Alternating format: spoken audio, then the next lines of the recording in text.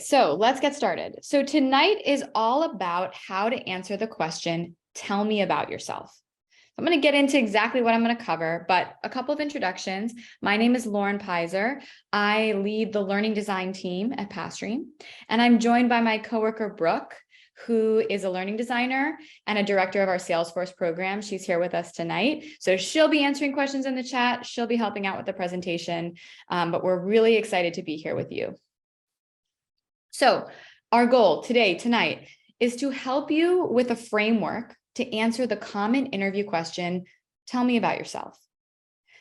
Now, this question can actually look a lot of different ways. So it can be, hey, tell me your story, Brooke, or can you walk me through your resume? How did you go from where you started your career to where you are today? Or even, why are you interested in this company? These are all questions that you could get in an interview, in a networking conversation that will require a thoughtful response. And that's the answer we're going to go through tonight. So you might be wondering, why am I having a whole presentation on this one question? But it's actually really important. And this question is getting at, an overview of you. It's asking you to give a quick snapshot of your resume and of kind of who you are in terms of your career, so that when there's an interview, the interviewer can then dig into what you said in your original answer. It forces you to sell yourself really quickly, because usually this question will take 1 to 2 minutes to answer. And it's an opportunity for you to have a practiced response that puts your best foot forward up front.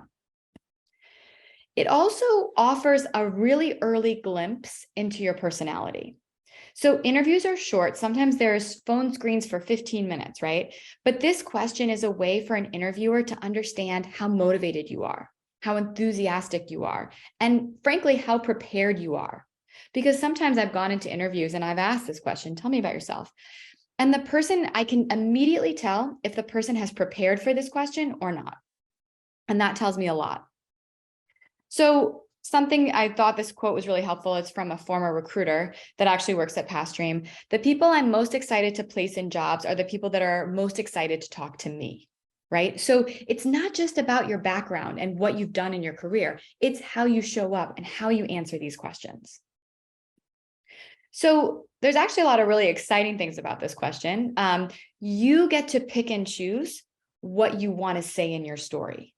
It's up to you to craft that story. Your personality gets to come through in this question, and you get to connect with people through telling stories, through telling the story of yourself.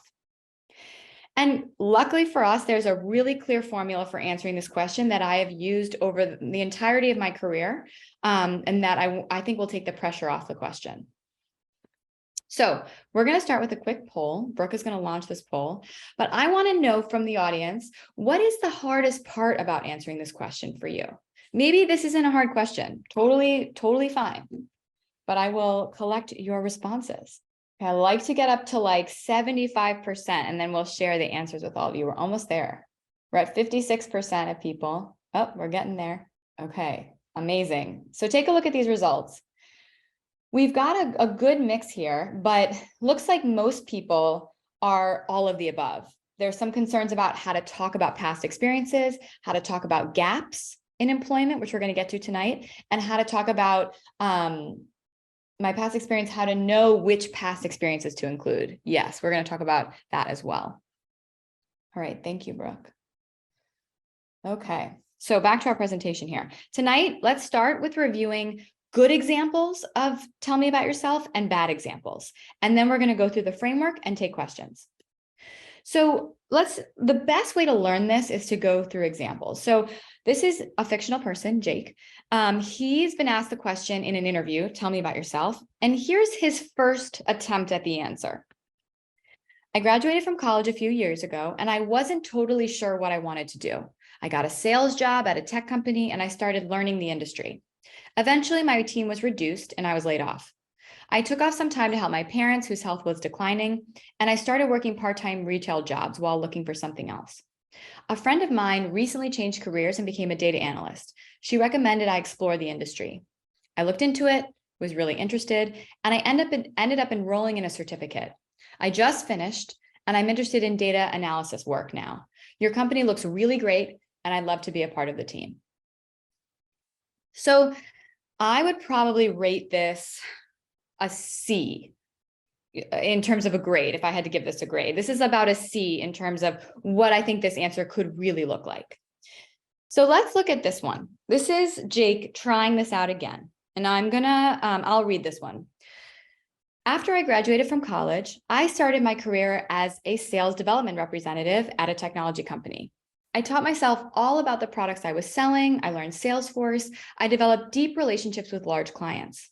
I was actually in the top 10% of representatives the year that I started. And I created new systems for managing clients for my team. When my department was reduced due to company layoffs, I took some time off to take care of my parents who were in poor health. I've always been interested in data analysis, so I was actually teaching myself some basic skills. But I quickly realized I wanted a more structured program. So I enrolled in the Tableau data analytics program, and I performed exploratory data analyses using spreadsheets and SQL and Tableau, and I practiced unpacking and packaging insights for various business stakeholders. I really got hands-on practice with various tools during the program, and now I'm searching for my next opportunity, and I'm very interested in your company. The work you are all doing to make healthcare more available is a mission very close to my heart. And as the primary caretaker for my parents, I see how important this is. So my question for you, and I want you to put this in the chat, not the Q&A, in the chat, is what makes this a better version of Jake's story? Why is this better? So I'm gonna take a look at some things I have here. Okay, so Atusa, more positive. Yes, it's a more positive and upbeat tone. It has more details. Hilda, yes, it talks about results, right? I was in the top 10%. Yes, Eric, he showed that he researched the company, right? He's saying he's making the connection between him and why he wants to work at the company and what the company does. He seems intentional with his life. Yes, totally, Heather. He talks about skills. He makes it relevant to his own personal experience. He personalizes it, right? He's like, I had to take care of my parents. Healthcare is important. This is why I want to work for you. Yes, it's honest. Awesome. Okay. I love these answers. Thank you. So yes, this is why this answer is a good answer. It's specific in terms of past skills. I was a sales development representative. I learned Salesforce. I developed deep relationships with clients. I was top 10%. I created new systems, right? It's telling you what he did. It's also bragging a little bit. Now, bragging has a bad connotation, right? We think that's a bad thing to brag. But when you're in an interview, you have to brag. Everybody else is bragging. Okay, that doesn't mean you have to say, I'm the best. You got to brag specifically, right? I was in the top 10% of representatives the year that I started. You're not saying, oh, I was the top 10, everybody loved me. You're stating a fact. I was the top 10%. I created new systems, right? But bragging is an important part of this. You also want to mention, he does mention his time off. He says he was laid off, but he makes it look intentional in a way. He's not like, I was laid off. I kind of took a retail job. I didn't know what I wanted to do with my life. He didn't say that. He left that out. He said, my department was reduced. I took some time off. I took care of my parents, and I taught myself some basic Tableau skills at the same time, right? And he clearly names what he's doing now, what he learned. He's being specific about his current state. And he's also, like a lot of you have said in the chat, he's making a connection between his skills and his interests and the person he's talking to, right? In my other example, it said, your company looks great. That's not going to get you the job. That's not going to impress anybody. And so you'll notice that the way that this is laid out is actually using a framework or a formula. It's starting by talking about Jake's past, then his present situation, and then his future. So we're starting to see there's a formula here. So let's do a little recap of what we've done so far before we move on to having me teach you how to do this. So we want a good story to tell about your past, your present, and your future in a confident, authentic way. We want you to show off your skills and your accomplishments. We want you to confidently acknowledge if you were laid off, if you were out of work. And you don't need to mention every single specific thing that happened. And I'm going to tell you how to do that. He doesn't mention everything he did in the past. You remember he worked retail for a little bit? He doesn't mention that, and I'll explain why.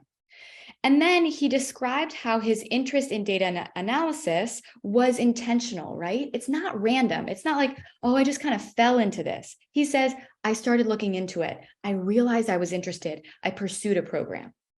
That's a really intentional journey.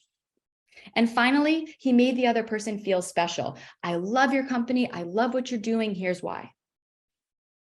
So let's move on to talking about this framework for how you're going to write your own story. And let me tell you right now, you're going to actually write this out. This isn't something you memorize. I mean, you might memorize it over time, but the purpose of this is to show you how to physically write out your story so you have it for when you interview. So we're going to use this framework. We start by talking about your past experiences. Then you move into talking about what you're currently doing. Even if you're laid off, we'll talk about how to do that, or if you're not working. And then you close by describing your future, what you want out of your future job or your future opportunity. So let's go through this example. I'm going to have Brooke read this example. And this is, I would say, a pretty solid example of this in action.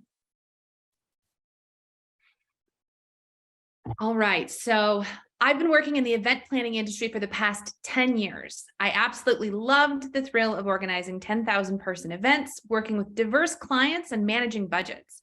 By the end of my tenure in planning, I was managing a team of 30 people across 6 regions. But as COVID began to slow down and eventually halt the event business, I decided to explore some of my other passions. I had always been intrigued by digital marketing and even had some experience with it while event planning. I often supported the marketing team that promoted the various events I led, so I had awareness of various marketing strategies and tools in the industry. I recently decided to fully transition my career into the digital marketing space, and so I enrolled in the Facebook Digital Marketing Certificate program at my university. In this program, I'm creating marketing plans, social media strategies, and other pieces of content marketing and social media ads. I'm most interested in your company because I'm looking for a role where I can combine my digital marketing skills with my event planning experience. This role at your company will allow me to use my marketing skills to support small businesses in marketing their events to a larger audience, which is really exciting to me and motivating given my background. Thank you, Brooke. All right, so let's break this down.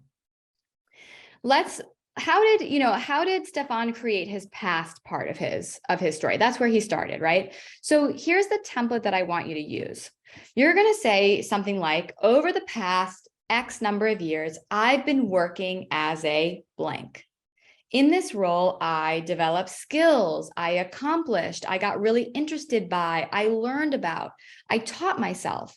And even if when you're using this template, you haven't worked for that long, you can just say, over the past few years, I've been learning about and studying blank, right? This doesn't always have to be about work experience.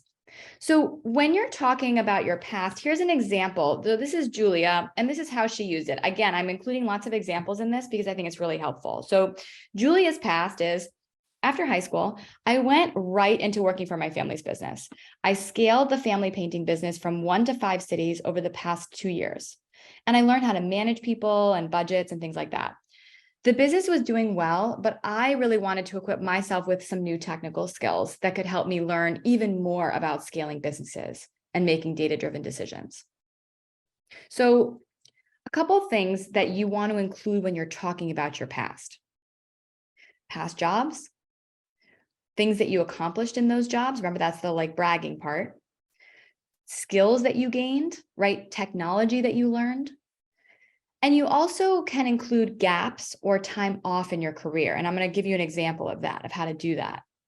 You also want to show your interests. So a lot of times people don't know how to connect one job to the other, right, in their past. But the point is that you get to make that connection. You get to choose how those two things are connected, right? And so it's your story to tell. So how can you talk about how your interests evolved or changed and led you from one job to the other?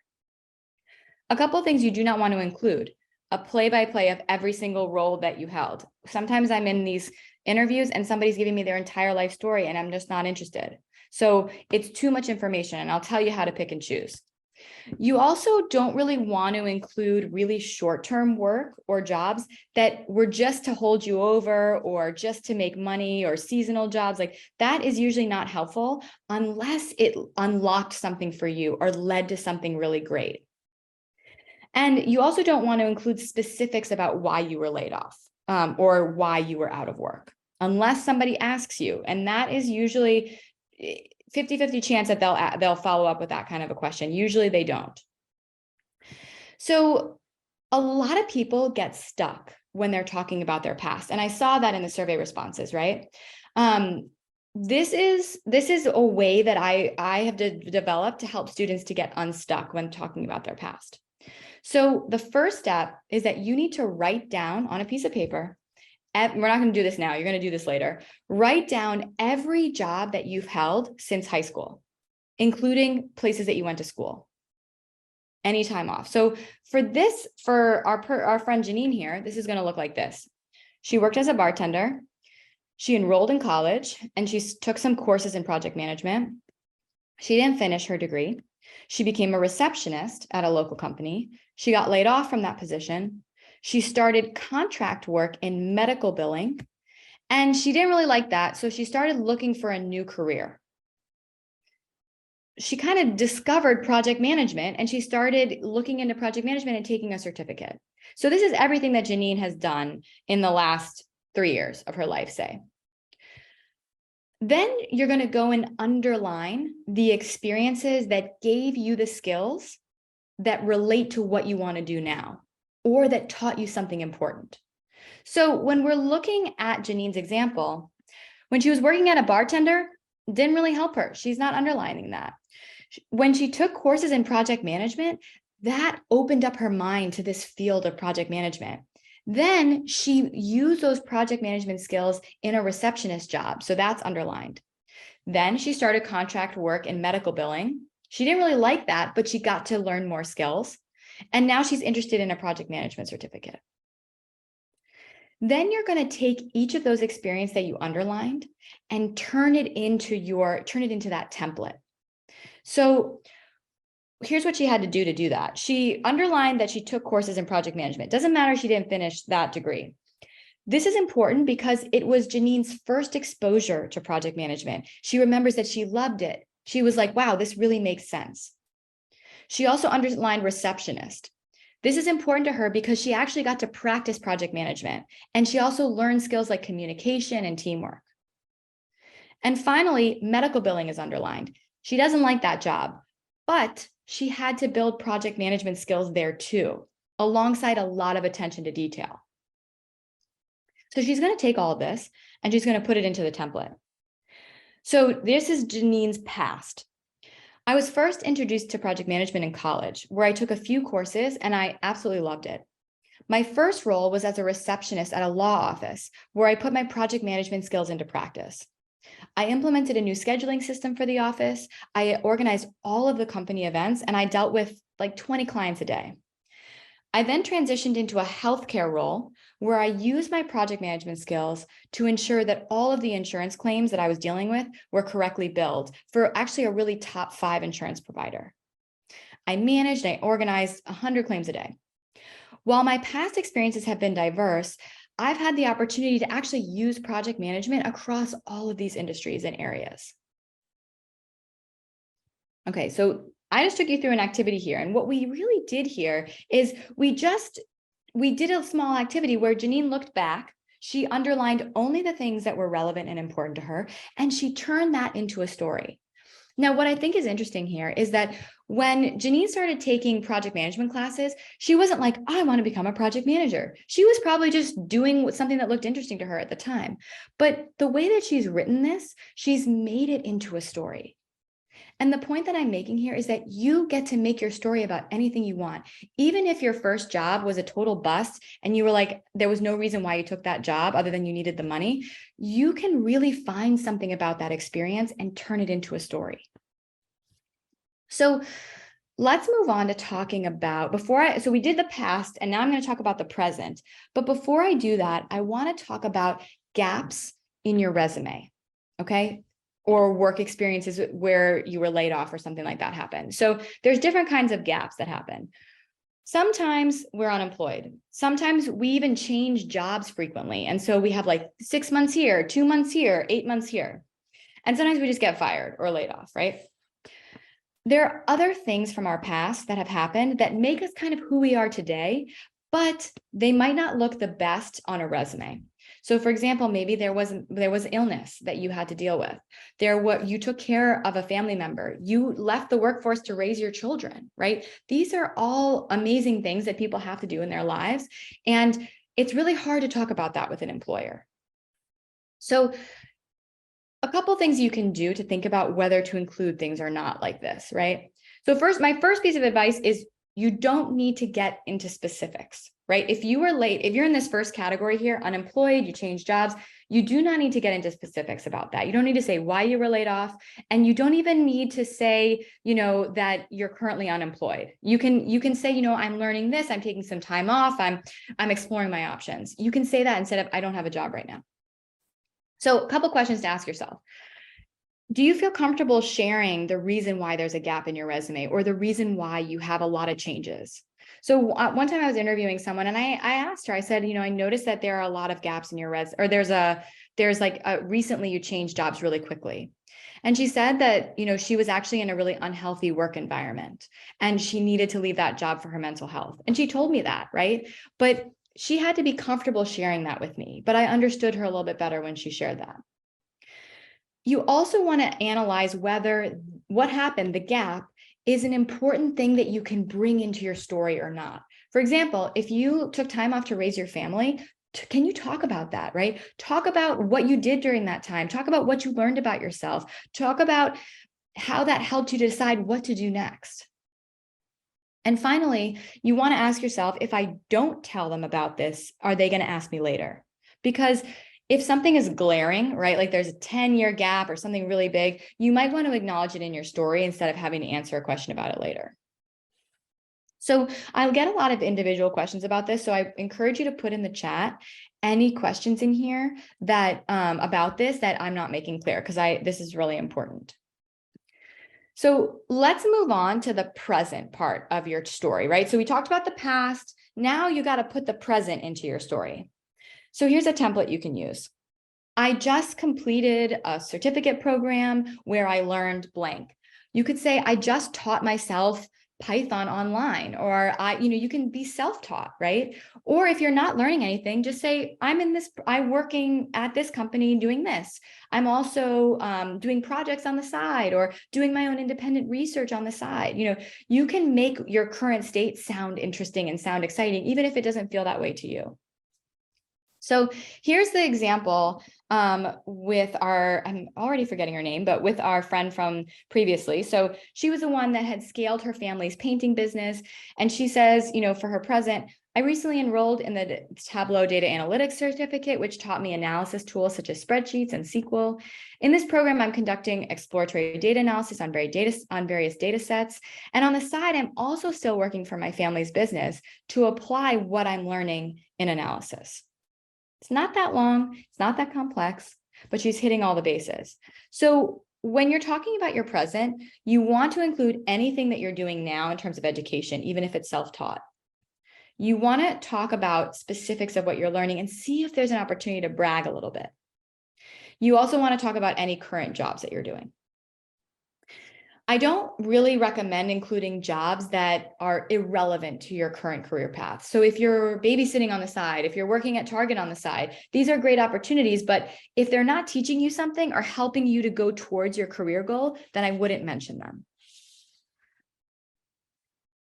All right, let's talk about the future and then we can show how this all comes together. So the future is where you start to make the other person look good, right? You start to find ways to connect yourself to them, whoever you're talking to. So you might say, I'm looking for a career where I can combine my interest in blank with my skills in blank.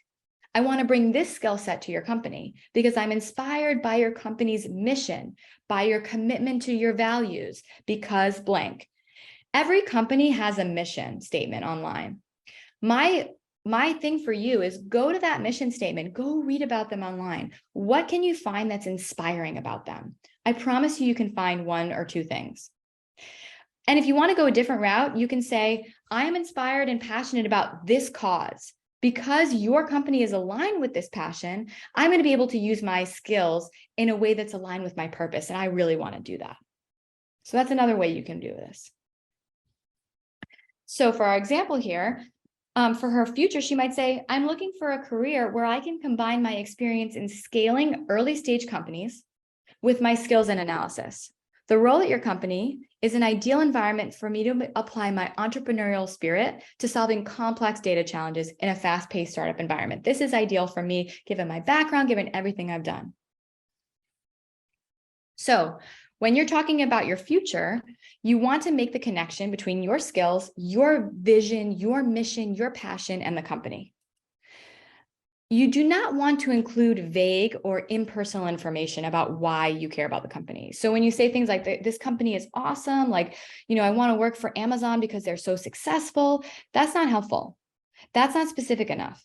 I need you to take the extra 10 minutes to do research on the company, to look them up, to read some blog posts about them, some articles about them, to pick out what is actually interesting to you about this company or this role. So here is our friend's story, past, present, and future. I'm not going to read it again, but this is how everything comes together. So the very final step is, how do you deliver your story, right? And then I saw a question here in the chat, which I'll get to, how much time does this normally take? In general, I would say that telling your story takes between 1 minute and like 2 minutes, 2.5 minutes. When you're telling your story for longer than that, it can be hard for the listener. So I would say 1 to 3 minutes is a good range for you telling your story. 1 minute probably is on the smaller side. So a couple of tips for delivering. You need to practice your story. Okay. This is not something to wing, right? And the way that I practice is I write it down. So I actually have versions of my story that I used to use in interviewing that was written in a notebook. I would bring that notebook with me to interviews and I would have it open on the table. And if I had it memorized at that point, but sometimes I would look down. And when I was doing Zoom interviews, I would just hold it up right in front of me. And I would have it as a reminder there. I wasn't reading it, but it was near me.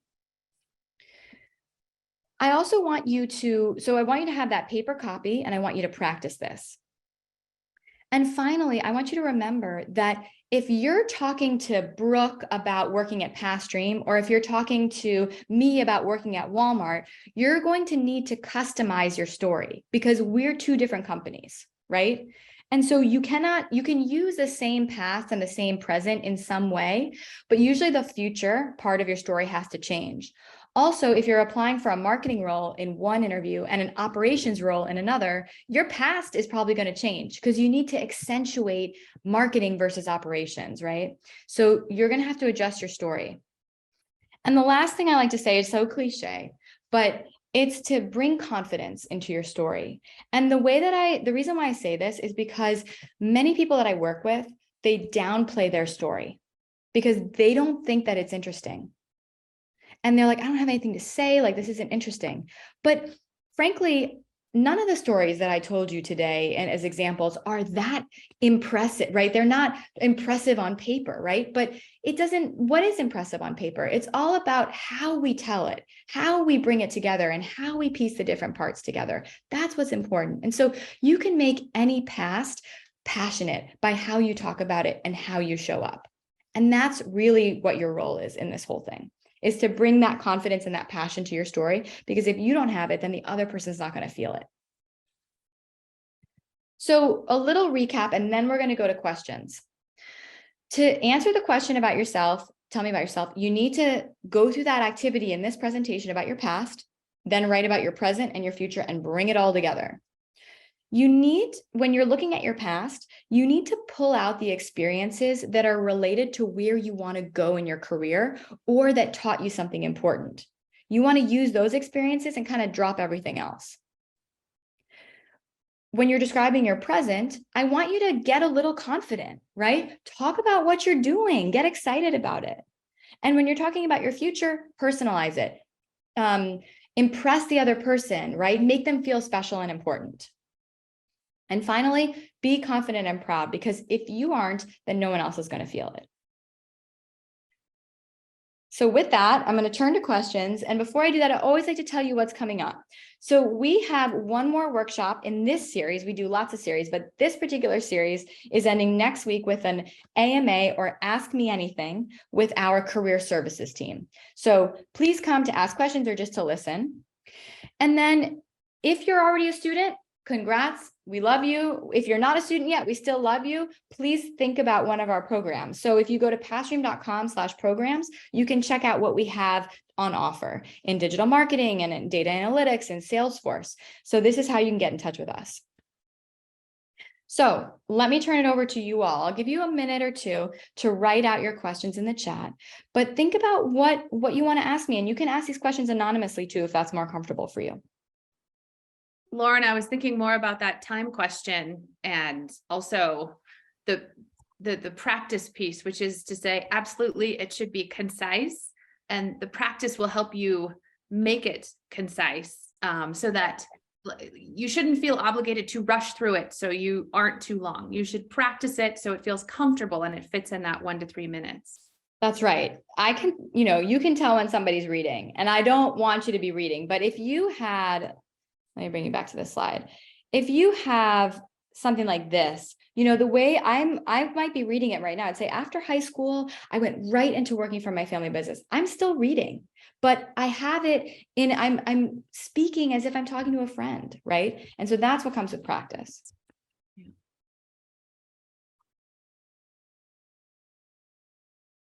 So I'll give you all a couple more minutes to see if there's anything coming to mind for people about your story, about your past, about how to talk about gaps in your resume. You can even give me an example and say, this happened, I don't know how to talk about it. How would you talk about it?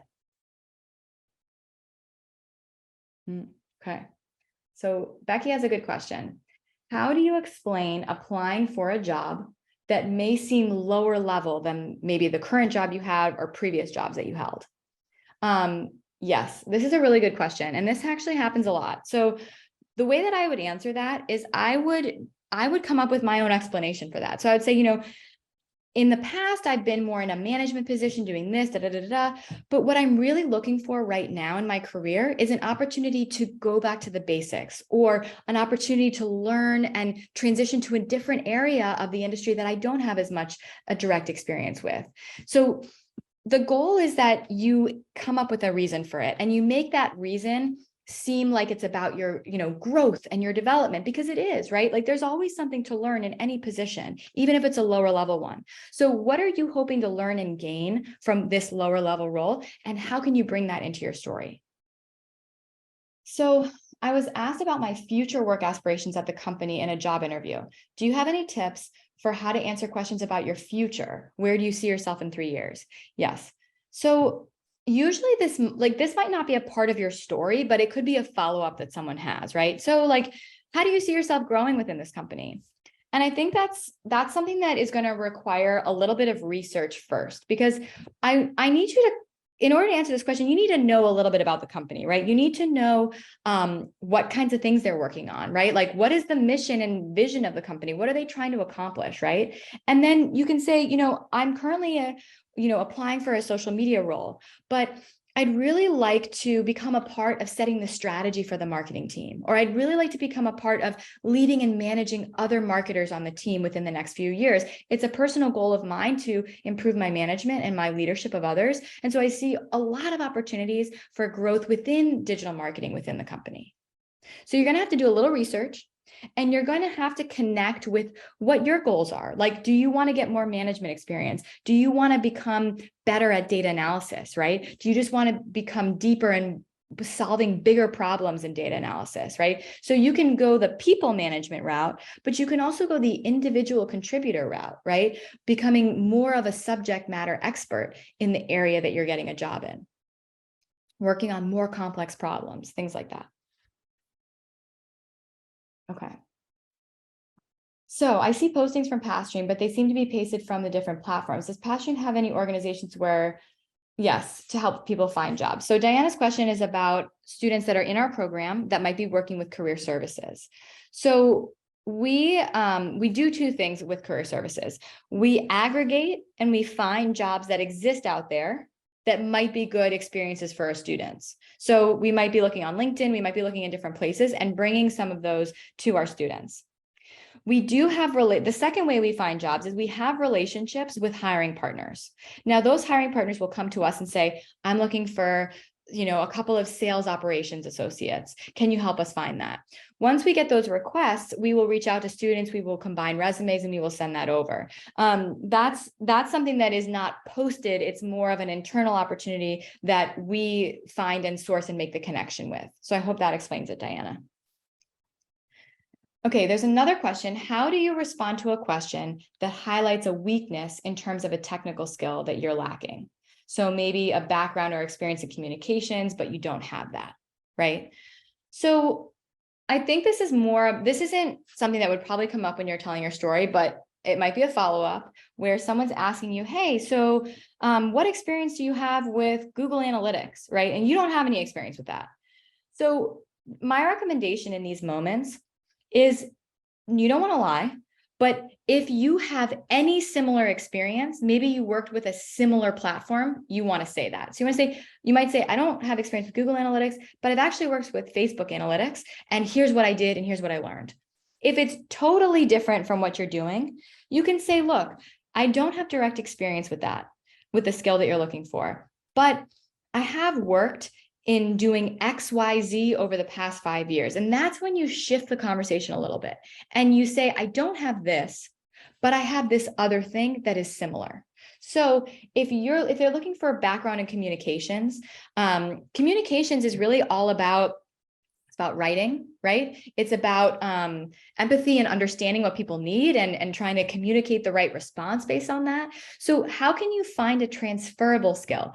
Do you have writing experience? Do you have skills leading and managing people or leading teams? Like all of that is transferable into communications. So you say, I don't have that skill, but here's the other thing that I have that's similar that will help me to be able to be good at communications. Okay, Tony, I'm about to leave a job after being there for just 2 months. It simply wasn't a good fit.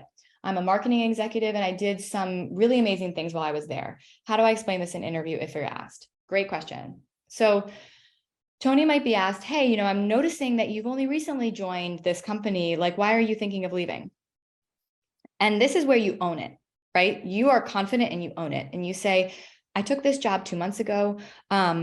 In this position, I was really excited to do XYZ, and I actually was able to. I created this campaign. I hired these 5 new people. I did this and this. But, what's really important to me is, mission alignment between what I'm really passionate about, what the company's doing. And that fit is just not there right now. Or, I really love this company, but I don't think it's the best fit for me right now in my career. And so I'm looking for my next opportunity. You don't have to get specific. You don't have to say, I hate my boss. My boss is crazy. Or you don't have to say, I'm not getting paid enough. You don't have to say those things. They will likely not ask for more specifics beyond that. You just need to say, it's not the right fit. I'm looking for an opportunity where I get to do this other thing. And that's why I want to leave. That's all you have to say. So I see some questions about, if you have specific questions about career services in PathStream, I'm going to put this in the chat. But what I want you to do is email careerservices@pathstream.com. I will, if you're saying, oh, I'm not getting services, or I want to find out more job postings, email career services and we'll take care of your individual question there because we want to help you. Okay, so Becky, how do you explain getting entirely burned out in a previous job that you just had to leave? So that's a common thing, especially during the last few years, right? Where everybody's working from home or you're working, pretty difficult jobs and there's not a lot of socializing or things aren't as optimal as they used to be, right? So I think that, if you were at the company for a long time and you got burned out, just say, I've been at this company for 2 years, for 4 years, and I'm looking for my next challenge. You don't have to address the burnout. If you've been at a company for 6 months or a year and you're burned out, and you need to leave, I think you can say it a couple ways. You can say something like, the culture of the company is really not aligned with what I'm looking for right now in my career. You can say it like that. You could say, I'm not really aligned with the vision or the mission of the company or the direction that it's going in. And I'm looking for a company that's more in this different industry. But I think to say that I wouldn't recommend saying I'm just really burnt out from this position. I think you need to say, I'm looking for a new experience. I'm looking for a new challenge. I'm looking for something that's more like this and less like this. So you kind of need to channel it into a different area. So these have been really good questions. These are the kinds of questions we also would want you to bring to the AMA or the Ask Me Anything next week. So this is really great to see what's on your mind. But I'll give it about 30 more seconds, then Brooke and I will sign off. But here, I'll put this up one more time. Pastoring.com/programs, more information about what we offer. Okay, so we got 2 final questions from Crystal. So does it ever reflect poorly to be in a position for a long time and not get a promotion?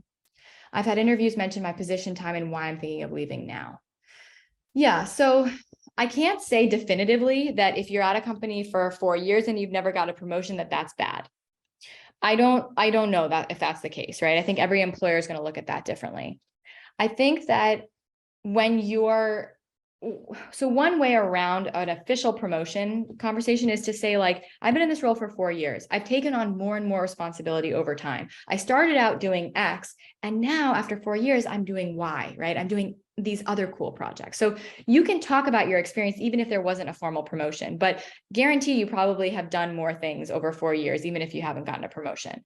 But if someone is saying, you've been there for a long time, why are you thinking of leaving now? This goes back to a couple things I've said before. First of all, you do not owe them a very specific response. So I could guarantee you, if somebody said to me, I'm thinking of leaving my company just because I'm looking for my next challenge. If they said that, I wouldn't ask another follow-up. I'd be like, okay, great, they're ambitious. So if all else fails, say, I'm looking for my next challenge. I'm looking for the next opportunity for me that's going to help me grow my skills. And I think that's how you answer it, Crystal. Okay. So Zakaria, how to respond to interviews that ask for multiple certifications that sound like too much? Okay, so here's a question, or here's something to consider. Sometimes an interview is going to say, do you have this certification, or do you know how to use this, or do you know how to do this, da, da, da. On the other side of that conversation is a hiring manager that might have really specific things that you have to hit in order to get that job. And if you don't hit those things, then you're just not going to get the job. It's kind of black and white, right? So sometimes you're in that case and you don't have everything they're looking for and you're going to get a rejection. And that's okay. That's actually not your fault. That's some criteria that they're looking for. But if I'm ever in an interview like that, where I'm being asked for things I don't have, what I try to do is I try to either find transferable skills. I don't have this, but I have this other thing, or I don't know how to create social media content, but I've actually created this other kind of content. So that's one way to do it. Or you say, I don't have that certification, but I'm really excited to pursue it. I'm a fast learner. I'll get it, right? It shows that you're ambitious. It shows that you want to learn. So you just say, I'm really excited to get that if that's important to the company. I'm really interested in looking into it, or I've already looked into it. Looks like something that I'm able to do and can do in a few weeks to get that certification. So that's how to answer that. Okay. So with that, I want to say thank you, everybody, so much for bringing the energy, bringing the questions. This is a really hard topic. Like, it's very hard to talk about yourself, and it's very hard to put yourself in the best light possible. It's often easier for someone else to put you in the best light possible, right? But it's our job. It's our interview. We got to do it. So you're going to get the recording within 24 hours. I want you to sit down. I want you to write out your story. Okay. And I'll make this offer to you guys. Here's my email. If any of you want to send me your story, I will personally edit it and look at it for you. Okay.